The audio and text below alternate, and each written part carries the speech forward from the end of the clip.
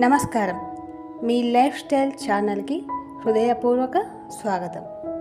ఈరోజు మనం ఈ వీడియోలో సెప్టెంబర్ 7వ తారీఖు ఆదివారం నాడు ఏర్పడే చంద్రగ్రహణం రోజు తలస్నానం చెయ్యాలా, మామూలు స్నానం చేస్తే చాలా, దర్భ ఏ సమయంలో వెయ్యాలి, గ్రహణం అయిన తర్వాత దర్భను ఏం చేయాలి, ఏటి సూతకంలో ఉన్నవాళ్ళు ఏం చేయాలి, స్త్రీలకు నెలసరి సమస్య వస్తే ఏం చేయాలి, అంతేకాకుండా చంద్రగ్రహణం వల్ల కొన్ని రాశుల వారికి కీడు సంభవించబోతుంది. తప్పకుండా మీరు శాంతి చేసుకోవాలి, పరిహారం చేసుకోవాలి, లేకపోతే జీవితంలో కష్టాలు తప్పవు అని చాలా మంది భయపడుతూ ఉన్నారు. మా దగ్గర అయితే అంత డబ్బు లేదు, ఏం చెయ్యాలి అని చాలా మందికి డౌట్ ఉంది. మరి ఇలాంటి విషయాల గురించి మనం ఈరోజు తెలుసుకుందాం. ఈ చంద్రగ్రహణం గురించి మనం ఇంతకు ముందే తెలుసుకుందాం. 2025వ సంవత్సరంలో సెప్టెంబర్ నెల ఆదివారం 7వ తారీఖు నాడు రాత్రి 9:58 ఈ చంద్రగ్రహణం ప్రారంభమై అర్ధరాత్రి 1:26 ముగుస్తుంది. కాబట్టి రాహుగ్రస్త చంద్రగ్రహణం 9:58 పడుతుంది. కాబట్టి 9:58 తర్వాత పట్టు స్నానం చేయవలసి ఉంటుంది. ఇక విడుపు స్నానం 1:26 తర్వాత మాత్రమే విడుపు స్నానం చేయాలి. అర్ధరాత్రి 1:30కు స్నానం చేసి ఇల్లు వాకిలి శుభ్రం చేసుకొని అప్పుడు దేవునికి దీపారాధన చేసి నైవేద్యం సమర్పించి అర్ధరాత్రి వేళలో పూజ చేయలేం కదా, ఉదయం ఒక 6 గంటల లోపల స్నానం చేసుకొని ఇల్లు వాకిలి శుభ్రం చేసుకొని ఇంటి ముందర చక్కగా ముగ్గులు పెట్టుకొని దేవుని యొక్క ఫోటోలంతా కూడా తుడిచి చక్కగా గంధం బొట్లు, కుంకుమ బొట్లు పెట్టి చక్కగా దేవత విగ్రహాలను అలంకరించాలి. ప్రాతకాలంలో సూర్యోదయం అయ్యే సమయానికి కుటుంబ సభ్యులందరూ స్నానం చేసి భగవంతుని పూజ చేసుకోవాలి. ఇక ఈ చంద్రగ్రహణ సమయంలో తలస్నానం చెయ్యాలా, మామూలు స్నానం చెయ్యాలా అంటే పురుషులైతే పట్టు స్నానం తలస్నానం చేయవలసి ఉంటుంది, విడుపు స్నానం కూడా తలస్నానం చేయవలసి ఉంటుంది. స్త్రీలకు ఈ నియమం లేదు, స్త్రీలు అప్పుడు తలస్నానం చేయకూడదు. ఈ విషయాన్ని బాగా గుర్తుపెట్టుకోవాలి. ఏదైనా విశేషమైన పూజలు చేసినప్పుడు మాత్రమే, పర్వదినాలలో మాత్రమే స్త్రీలు తలస్నానం చేయవలసి ఉంటుంది. చంద్రగ్రహణం పట్టినప్పుడు తలస్నానం చేయవలసినటువంటి అవసరం స్త్రీలకు లేదు. మరుసటి రోజు ఉదయం చంద్రగ్రహణం అయిపోయిన తర్వాత ప్రాతకాలంలో ఇల్లు వాకిలి శుభ్రం చేసుకొని తలస్నానం చేసి భగవంతుని పూజ చేసుకోవచ్చు. ముఖ్యంగా ఒక విషయాన్ని గుర్తుపెట్టుకోవాలి. రాహుగ్రస్త చంద్రగ్రహణం 9:58 పడుతుంది. మీరు సాయంత్రం అంటే 4:30కి చక్కగా భోజనం చేసేయాలి. గ్రహణం పట్టడానికి ముందే భోజనం చేయవలసి ఉంటుంది. మరుసటి రోజు కుటుంబ సభ్యులందరూ కూడా ఇల్లు వాకిలి శుభ్రం చేసుకొని చక్కగా స్నానం చేసిన తర్వాతనే భోజనం చెయ్యాలి, టిఫిన్ తినాలి. గ్రహణం పూర్తయిన తర్వాత స్నానం చేయకుండా కాఫీలు, టీలు, కనీసం నీళ్లు కూడా తాగకూడదు, మంచిది కాదని ఋషులు మనకి ఏనాడో చెప్పారు. ఇక గ్రహణ సమయంలో ఇంట్లో ఉన్నటువంటి బియ్యం డబ్బాలో, అదేవిధంగా పోపు డబ్బాలో పాలు, పెరుగు, పచ్చళ్ళం ఈ పదార్థాలు దర్భ వేయమంటారు కదా. అవి ఎప్పుడు తీయాలి అంటే మనం గ్రహణం పట్టడానికి ముందే వాటిని వేసి పెట్టాలి.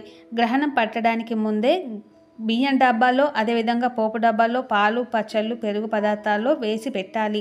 ముఖ్యంగా గ్రహణం పట్టినటువంటి రోజు వండినటువంటి పదార్థాలను, అన్నం కావచ్చు, సాంబార్ కావచ్చు, కూరల్లో పప్పు కావచ్చు, వీటన్నింటినీ ఫ్రిడ్జ్లో పెట్టి చక్కగా అందులో దర్భాలు వేసి మరుసటి రోజు తినవచ్చా అని అడుగుతూ ఉన్నారు. అలా తినకూడదు. గ్రహణం రోజు వండినటువంటి ఆహారాన్ని కూడా మరుసటి రోజు తినకూడదు. గ్రహణం పూర్తయిన తర్వాత చక్కగా స్నానం చేసుకొని ఇల్లు వాకిలి శుభ్రం చేసుకొని భగవంతుని పూజ చేసి ఆ తర్వాత మీరు వంట చేసుకొని దాన్ని కుటుంబ సభ్యులందరూ స్వీకరించాలి.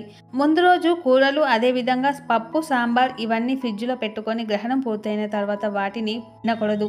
మనం బియ్యం డబ్బాలో, పచ్చళ్ళలో వేసినటువంటి దర్భ ఎప్పుడు తీసివేయాలి అంటే మరుసటి రోజు స్నానం అయిన తర్వాత భగవంతునికి పూజ చేసిన తర్వాత ఆ దర్భాలన్నీ తీసివేయాలి. ఎవరు తెక్కనటువంటి ప్రదేశాల్లో మాత్రమే వేయాలి, అంతేకాని డస్ట్బిన్లో వేయకూడదు. ఇంకా స్త్రీలకు నెలసరి సమస్య వచ్చినట్లయితే వాళ్ళు గ్రహణం పట్టు స్నానం, విడుపు స్నానం చేయవచ్చా అంటే దైవనామ స్మరణ చేసుకోవచ్చు. గ్రహణం పూర్తయిన తర్వాత ఎవరికైనా దాన ధర్మాలు చేయవచ్చు. స్త్రీలకు నెలసరి సమస్య ఉన్నా అంటే 1వ రోజు, 2వ రోజు, 3వ రోజు ఉన్నా కూడా గ్రహణ సమయంలో గ్రహణం పట్టినప్పుడు చక్కగా స్నానం చేయాలి. నెలసరి సమస్య ఉన్నటువంటి వాళ్ళు కూడా గ్రహణ సమయంలో చక్కగా మంత్రజపం చేసుకోవచ్చు. అంతేకాకుండా ఏటి సూతకంలో కూడా ఇటువంటి నియమాలు పాటించాలి. ఏటి సూచకం ఉన్నటువంటి వాళ్ళు స్నానం చేసి చక్కగా భగవంతుని ముందర దీపాలు వెలిగించి దీపారాధన చేసుకొని చక్కగా మీకు వచ్చినటువంటి స్తోత్రాలను చదువుకొని మంత్రం జపం చేసుకోవచ్చు. చక్కగా తలస్నానం చేసుకొని ఇల్లు వాకిలి శుభ్రం చేసుకొని మళ్ళీ భగవంతుని విగ్రహాలు ఫోటోలు అంతా కూడా శుభ్రం చేసుకొని భగవంతుని ముందర పూజలు చేసుకోవాలి. తర్వాత మాత్రమే ఆహారాన్ని భుజించాలి. గర్భిణీ స్త్రీలకు ఎటువంటి నియమాలు ఉండవు.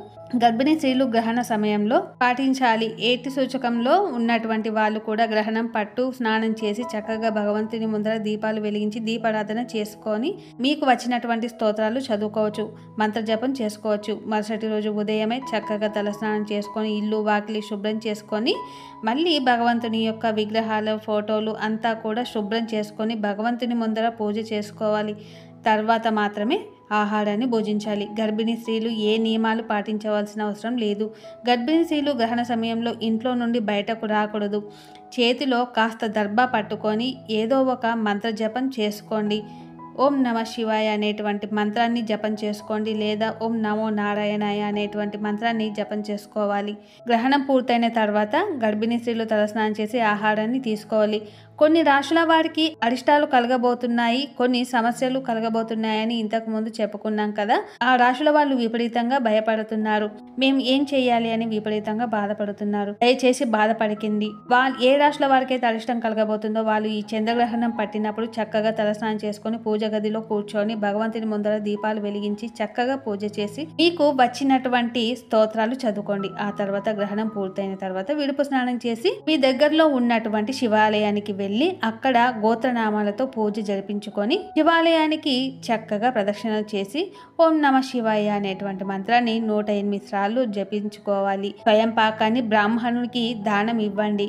తప్పకుండా మీ అన్ని దోషాలు తొలగిపోతాయి. భగవంతుడి పాదాల్ని మనం పట్టుకున్నట్లయితే అరిష్టాలు ఏవి కూడా మన దరిదాపుల్లోకి రావు. ఇక ఈ గ్రహణ సమయంలో కాఫీలు టీలు తాగడం, ఆహారం భుజించడం అస్సలు చేయకూడదు. ముఖ్యంగా స్త్రీ పురుషులు కలయిక అనేది పూర్తిగా నిషిద్ధం. గ్రహణ సమయంలో నిద్రించకూడదని కూడా మన శాస్త్రంలో చెప్పబడింది. కానీ చిన్నపిల్లలు, వృద్ధులు, అనారోగ్య సమస్యలతో ఇబ్బంది పడుతున్న వాళ్ళు గ్రహణ సమయంలో మేము మేల్కొని భగవంతుని స్మరణ చేయలేం అనేటువంటి వాళ్ళు నిద్రించినా కూడా పర్వాలేదు. వాళ్ళను ఇబ్బంది పెట్టకండి. గ్రహణ సమయంలో చాలా విలువైన సమయం కాబట్టి భగవంతుని నామస్మరణ చేసుకుంటూ ఉండాలి. చాలా మంచి జరుగుతుంది.